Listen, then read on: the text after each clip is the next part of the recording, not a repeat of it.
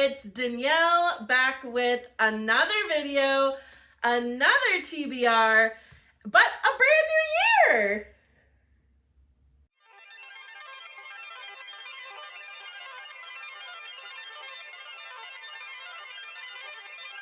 Today I am going to be sharing with you my TBR for the month of January.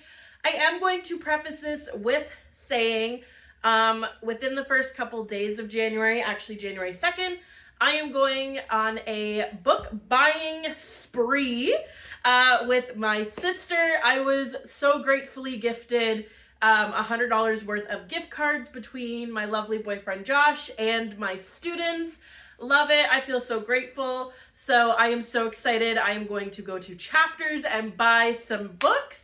So I don't know quite what those will be, but I will leave it down in the comments what I end up buying to read, if I plan to read any of those in the month of January. But this is going to be the books that so far I currently own that I plan to read. So without further ado, let's get into it. Wipe the screen. So I want to say, first off, a majority of the books that I'm going to show you have been gifted to me at Christmas time by my wonderful parents and sister. They are aware that I am becoming obsessed with books, and I feel just so grateful that they bought a ton of books off of my Christmas list. So shout out to my family. I love you guys. Thank you so much for all these amazing gifts. The first set that I am going to start off with was gifted to me by my parents, and that is my girl Freida McFadden. They gifted me this beautiful, wonderful gift box set. It comes with 3 books, as well as this sticker that says I'm a Freida Rita. I will take a picture and we will superimpose it on the screen here, so that way you can see it a little bit bigger. But if my parents didn't know that it came with this, I guess it was kind of like a little freebie thrown into the box set. So if you see this box set at Chapters, just know that you might get a free sticker. So this box set comes with 3 books. In the month of January, I only plan to read 2 because I may or may not have already finished this one. Yeah. But that's okay. So yeah, I already finished The Teacher because it has been on my TBR for a really, really long time. So when I saw it, I was like, immediately have to read it. As a teacher, it was very interesting to read. I will say it was one of the ones that was kind of freaky-icky, spooky-ooky. You know I love those words. It definitely was a little bit interesting. It was very, very interesting.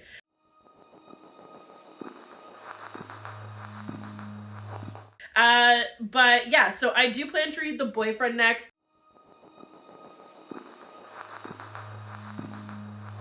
And then The Coworker in the month of January.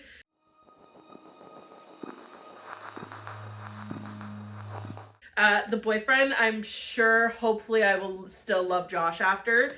And then The Coworker, hopefully I still love my coworkers after. So that is the first 2 books that I plan to read in the month of January. The next book that my parents got me for Christmas is Howl's Moving Castle. This is the 40th anniversary edition. It has beautiful under the dust jacket, beautiful sprayed edges, we love. Howl's Moving Castle is, I'm aware of its existence because I know that there's a movie, there's like a cartoon movie. I have no idea except the fact that it's a castle that moves, what the movie is about, what the book is about. So this is one that I saw when I was shopping for Trisha, actually. Shout out to Trisha, for our Christmas book exchange.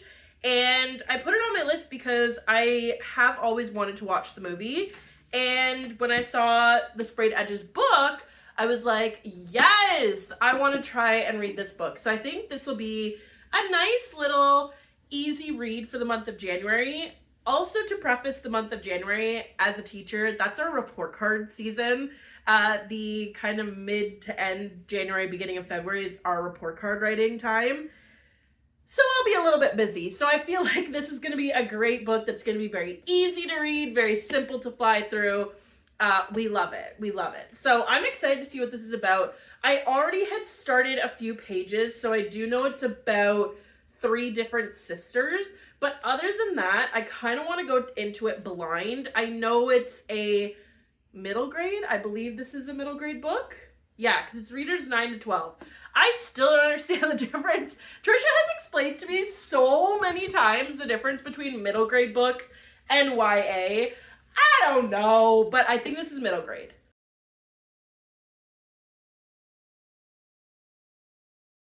Middle grade? Trisha? Trisha? Trisha? I think she's giving me middle grade vibes. This is by Diana Wynne Jones. Diana Wynne Jones. So a new to me author, very exciting. I love exploring new authors. That's how I got into Freida. I love the cover art, and I think it's gonna be good. I think it's gonna be, like I said, a nice, cute little read that I will be able to hopefully get into. I know this is there's a second book to this as well. I believe that's it. I think there's just 2, so that'll be really exciting to see if this is a new series that I like.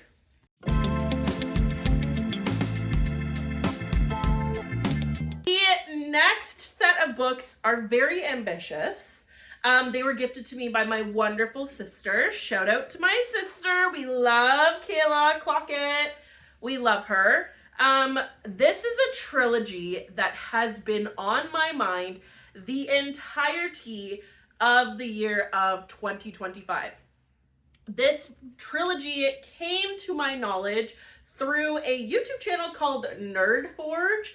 I don't know if you guys watch it. Go check it out. It's a great channel. Definitely has way more things than just books on there, but I absolutely love her. She is like an artist and a creator, and this is one of her favorite series. I believe it's this one. And that is the Mistborn series by Brandon Sanderson. This is, I think this is the series that she really likes of his. I know there's a couple different series that he writes. I cannot remember if it's this one, but the Mistborn trilogy is apparently like Brandon Sanderson's like OG trilogy. I have read a few different books by Brandon Sanderson at this point. So I've read The Frugal Wizard's The Frugal Wizard's Handbook to Surviving Medieval England, as well as Tress of the Emerald Sea. And so I loved both of those. This trilogy, though, these books are thick. They are thick, and they are honestly like the tiniest print. I feel like this is like OG 1990s smallish books, like honestly, but it feels like that OG fantasy. I feel like, oh, this is only 2006. Okay. But I feel like I love fantasy. Like, I love fantasy books. I love fantasy movies like Lord of the Rings, Harry Potter, things like that. Lord of the Rings is one of my favorite fantasy movies franchises. I don't know if anybody knows that, who's in my life. I've actually seen all of the movies. I love the movies. I've also seen all of the Hobbit movies. If nobody knew that, now you know. I do love them, and I feel like this is what this trilogy gives. I'm really excited to read it. I know nothing about the trilogy other than it's super popular, and I really would like to finish at least the first book in the month of January. The first book is like 600 and something pages, almost 700 pages. I do feel a bit slightly intimidated, but at the same time, I feel like this is going to be a series I really enjoy. I love Brandon Sanderson as an author from what I have read of his books. So I feel like I am really going to enjoy this. So I'm excited. I'm excited to dive into this trilogy and dive into this world. I'm excited to join the fandom. I feel like I'm already a fan, but I feel like the books I've read are not what his typical fandom gives. I feel like this is his typical fandom. So I'm excited. I'm excited for this. It should be fun.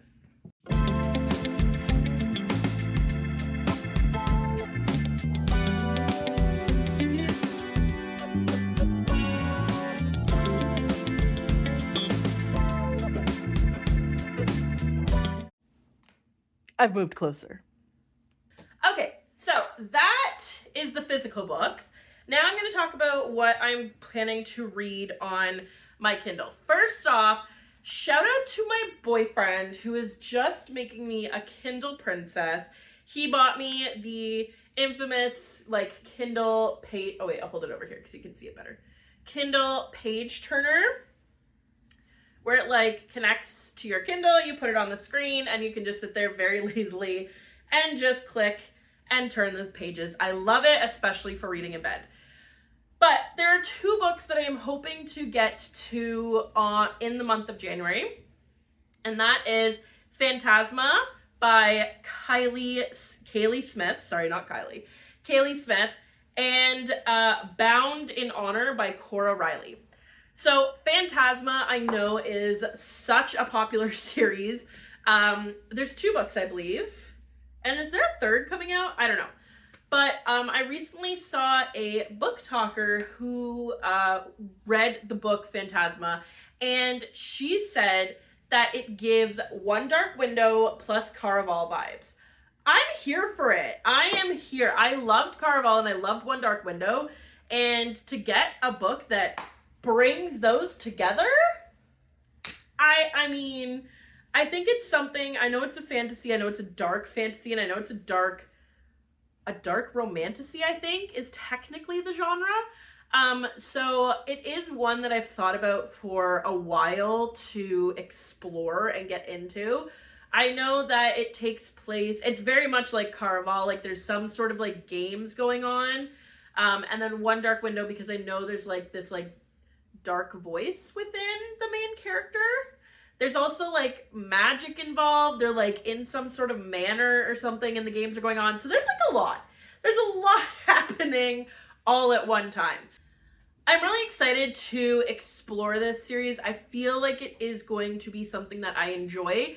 I don't know if necessarily I will finish it in the month of January, but that's okay because for the month of February, looking ahead, I really want to explore a lot of different types of romance books. I love dark romance books, and I feel like Phantasma, if I don't get to it in January, is just going to fit right into the month of February. But it is a series that for 2026, I would really like to read. I think that it's something my reading tastes align with very perfectly.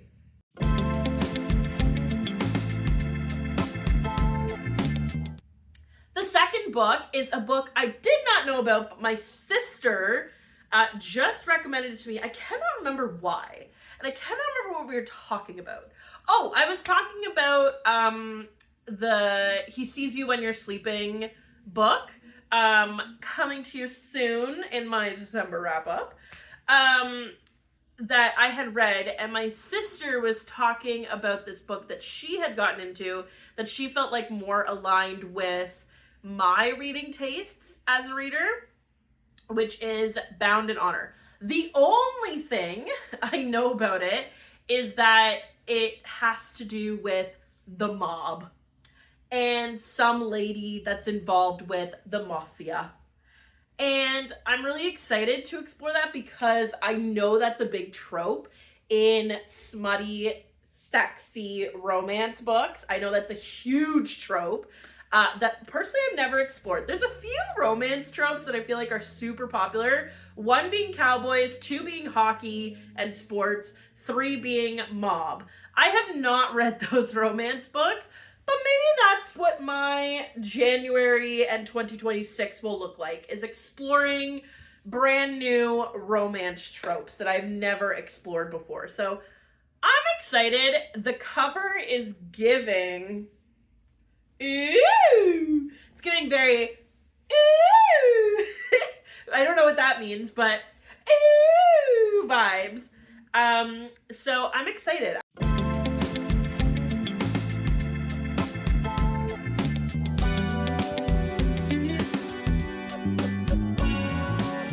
I'm excited to see what that gives me. I'm excited to see what that's like. And again, if that's like, my Kindle books are 2 books that I wouldn't mind if they kind of spilled over into the month of February. The physical ones are the ones that I would love to get to. All these. In the month of January. So these are like my main goal. My Kindle's like, if I get to it, fantastic. If not, there's always February. The very last books that I will talk about are obviously my audiobooks. I have said this in a few different wrap-ups and TBRs. I commute to work. I have about an hour and 10 minutes there and back from where I work. I know, very dedicated to my job that I drive that far. But I love it because it gives me time to listen to audiobooks. Right now, I am finishing up book 1 of the Rockton series, or The City of the Lost. I think Trisha calls it the Rockton series. I think it's called The City of the Lost series. I don't really know. It's by Kelley Armstrong. And Trisha has been recommending it to me pretty much all year long. She said it was a series and an author that I would really, really enjoy. There's been a couple of books by Kelley Armstrong. I've listened to 2 now that I really, really enjoyed.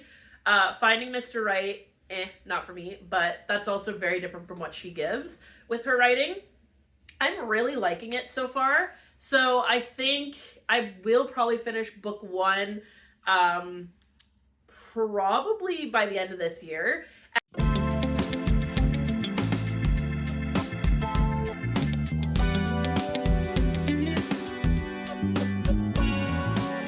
And then book 2, I actually have in physical, but I'm going to see if it's on Audible to get it for my car rides to and from work.